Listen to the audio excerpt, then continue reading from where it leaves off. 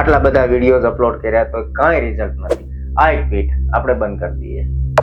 Mister બીસ્ટે 455 videos upload કરેલા અને પછી એનો વિડીયો વાયરલ થયેલો. પણ હું તો ઘરડો થઈ ગયો છું. કોર્નર સેન્ડર્સે 62 વર્ષની ઉંમરે પોતાનો KFC નો બિઝનેસ સ્ટાર્ટ કરેલો.